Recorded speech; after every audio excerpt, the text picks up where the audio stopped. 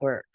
And today's topic is multi-generational healing. So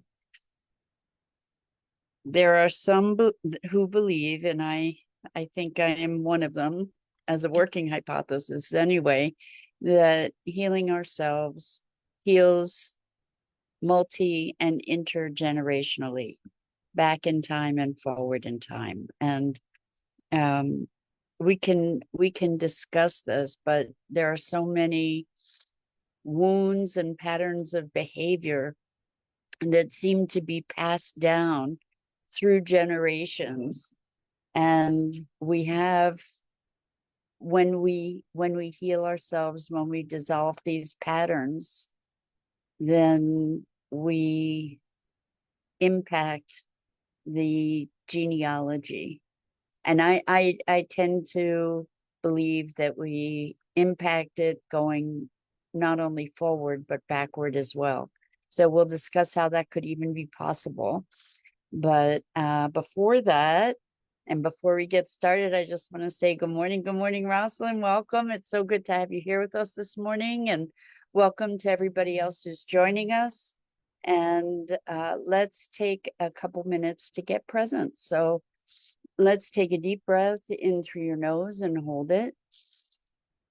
And imagine clean, crisp oxygen flooding your lungs, flowing into your bloodstream, nourishing all your cells, all your organs, bringing vital life energy to your body and being. And as you exhale, exhale any tension, stress, negativity, fatigue. And now let's take another deep breath in through your nose and hold it. This time, imagine brilliant, bright light lighting you up from the inside out, illuminating, electrifying, and energizing all your cells, your molecules, your electrons, creating a brilliant beam of light and energy from your heart out into the world. And as you exhale, exhale any remaining tension, stress, negativity, fatigue. And now let's press our palms together, vigorously rub your hands together and feel the friction, the temperature, the pressure, the motion, the tickling and tingling when you stop. And allow all those sensations to bring you present right here, right now, into this remarkable physical form that enables us to experience life. Welcome, welcome, welcome. So, multi-generational or intergenerational healing. It's so interesting. I was talking to a client the other day, and we were talking about how the work that we do, the core connection work, is not, it's not just healing something, but dissolving something, dissolving an energetic pattern in such a way that it's not an uncommon occurrence for a memory of something to kind of disappear. It's almost like we get picked up from one timeline and put into another. It's almost like that part of our history is no longer part of our embodiment. Like it actually dissolves and dissipates. And so this notion, first of all, of multi-generational wounds, I guess, is one that we need to explore before we can explore multi-generational healing, right? So there are familial patterns of being in so many ways that I have noticed from generation to generation. So, for example, in my family, anger was something, is something that I have seen from generation to generation. And it's something that I was very much subject to as well. And I have often felt like one of my greatest missions, or one of my foundational purposes, was the healing of my family. And not like fixing, but completing. When we complete certain lessons, when we actually dissolve those things, we no longer have to play them out over and over in the world. And it's very interesting to see that as I have worked very diligently, I will say, on myself and my issues, that the relationships within the family have shifted a lot. Have they disappeared? Have they dissolved at this point? I can't say that they have, but there's a massive transformation. There's massive movement in that direction where the strife that was so rampant has been dissipating. And it's not an accident. I think it's a result of very committed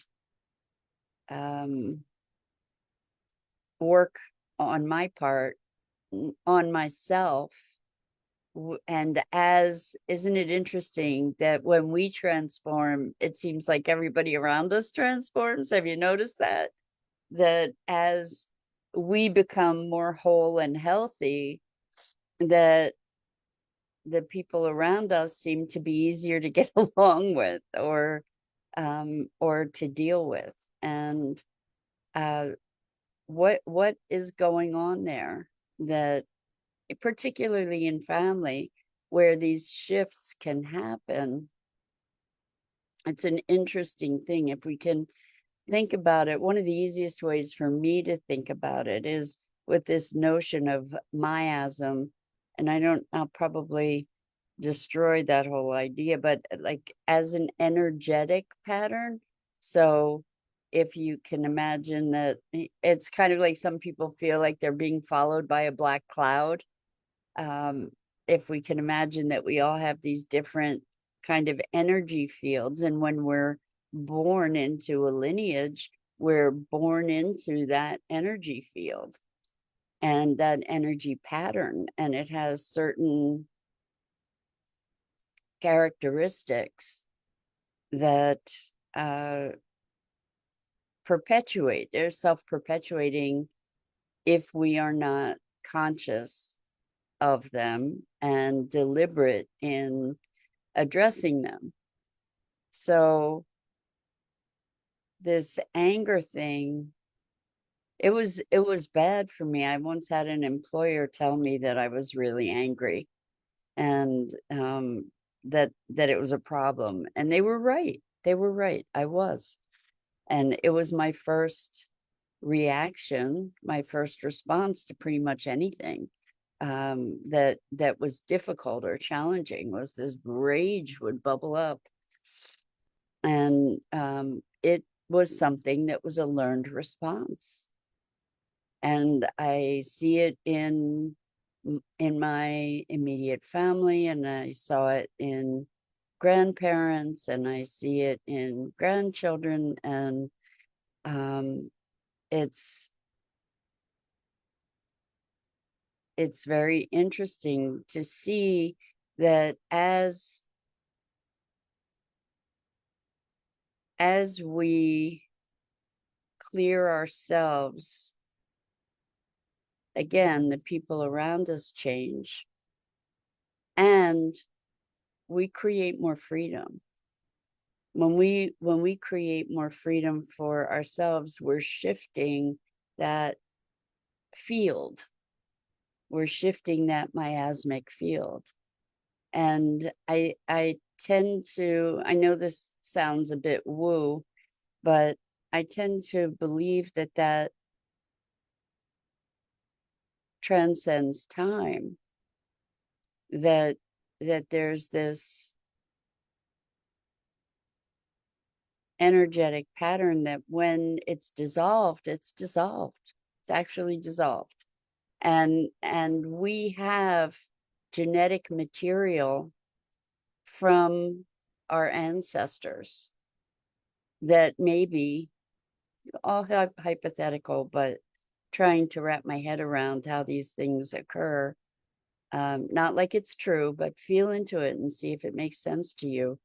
But that there's genetic material, there's genetic memory that is passed from generation to generation that maybe carries the frequency of those miasms, of those energetic patterns.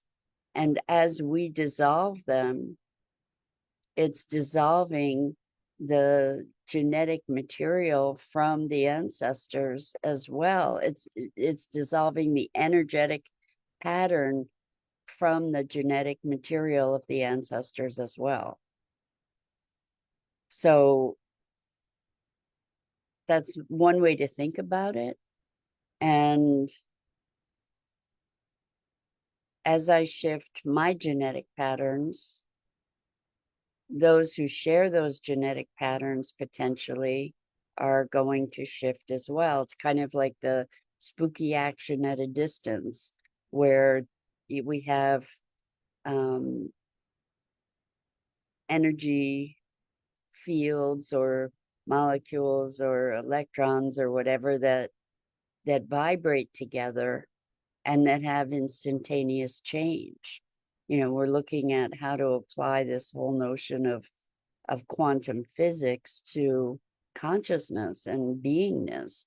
And I think this notion of dissolving certain patterns kind of fits in that paradigm. Like we can interpret it from that place to say, hey, you know what, there are certain things that we know scientifically that transcend time and space. In other words, there's an instantaneous change between two things. One thing changes and there's an instantaneous change in another that is far distant and with no time, no perceptible time increment between the initial inciting instance and the replicated instance of whatever that change is. So that could be the foundation of an explanation of this idea of multi-generational change. And maybe that's something that we can think of as evolution. You know, it may look like jumps because this dissolving, it's not a linear thing. It can happen pretty instantaneously. I mean, I have seen remarkable shifts in people in the course of a 90-minute session, like things that have plagued people for their entire lives, I've seen disappear, like truly disappear. And the wildest thing, I mean, the first time I think I experienced this was years and years ago when I was studying NLP. And we were doing sessions on each other as part of the certification process. And there was a person that I worked with who had this condition where they sweat so much that they would ruin clothes, and it was embarrassing, and it just plagued them. And it was this deep, deep, deep complaint. And we did a session, and the next time we got together, I said, well, how's the sweating or the perspiration? And they were like, what sweating? The whole experience of it, the memory of it, the fact that this had been something that so deeply plagued them absolutely was gone from their awareness and their consciousness. Now, how does that happen?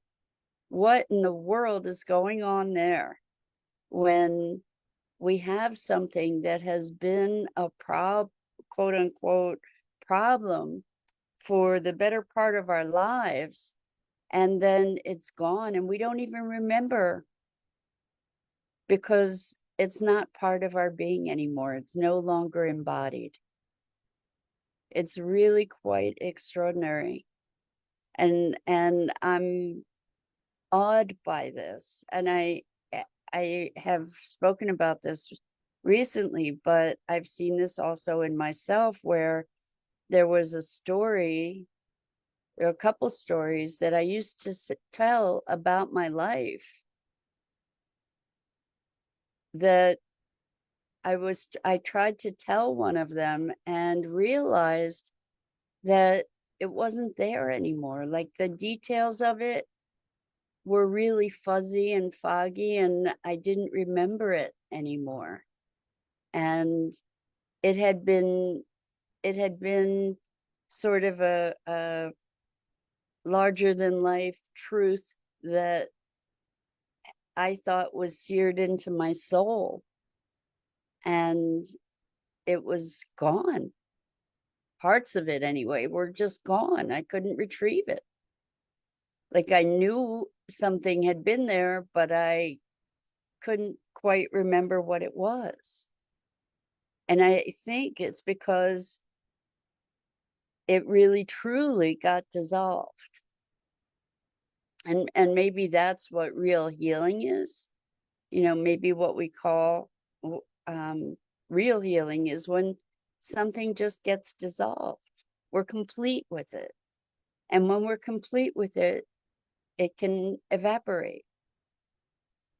So that's kind of a pretty remarkable thing. And if we think about that dissolving and recognize that we have genetic material that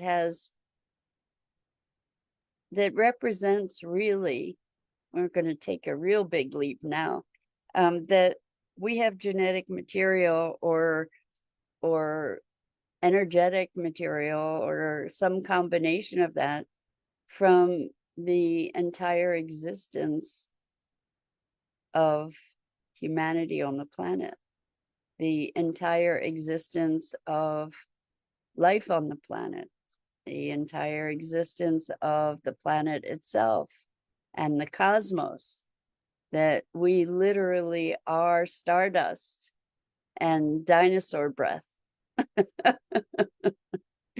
And when we think of that, as we evolve and as we become more free and as we dissolve these impediments to freedom and to experiencing the magnificence of life itself,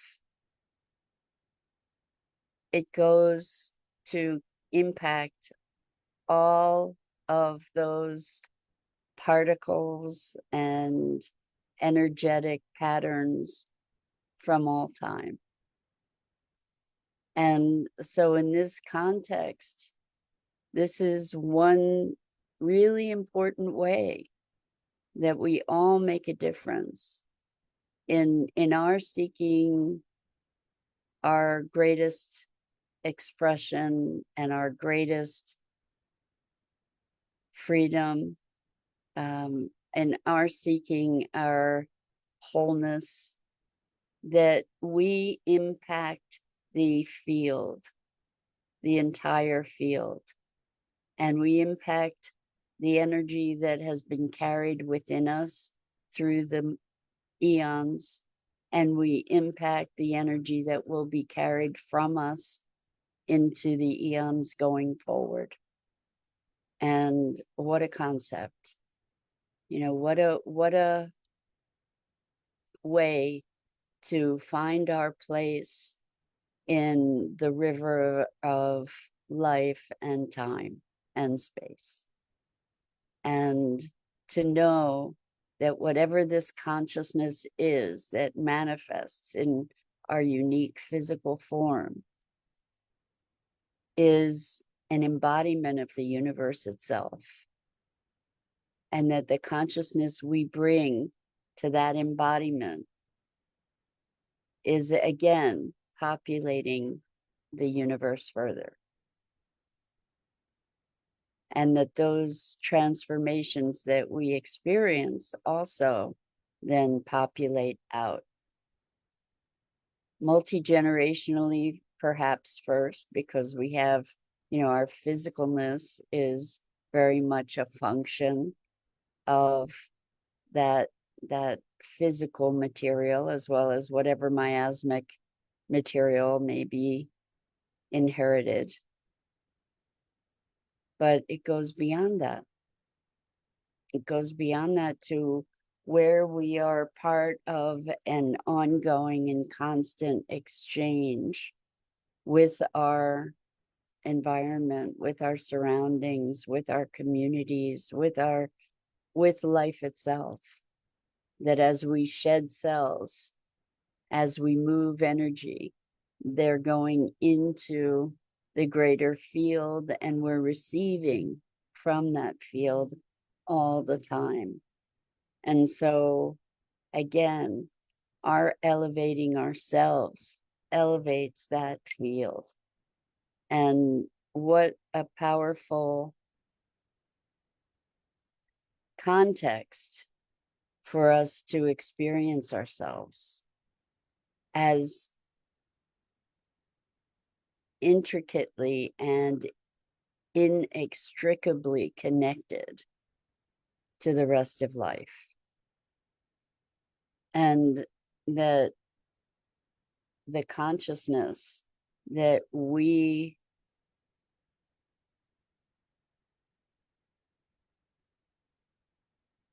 share, consciously or otherwise, the consciousness that we are cultivating for ourselves in our awakening or our lack thereof, that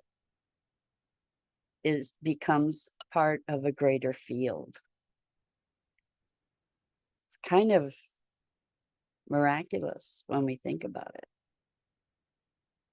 And when we recognize that there is this ongoing exchange with the field around us, and also just like literally the physicalness with the exchange of molecules and electrons and all the processes that are going on in the air that we breathe, that has particles from the air that was breathed by the dinosaurs, for example, or the ash from volcanoes, or the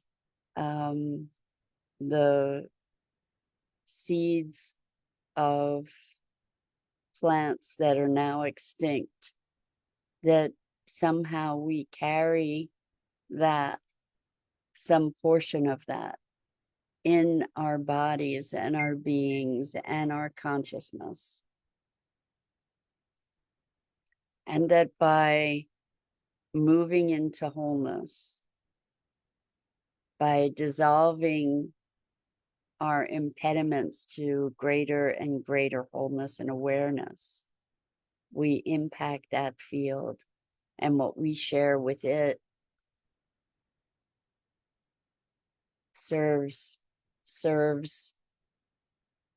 everything else within that field. So some expansive kinds of thoughts to play with, and just to even imagine into, to feel the interconnectedness of all of us, and through the generations, and our connections to every kingdom of life on the planet, and the minerals, and the planet and the solar system and the galaxies and the cosmos. So that's it for today.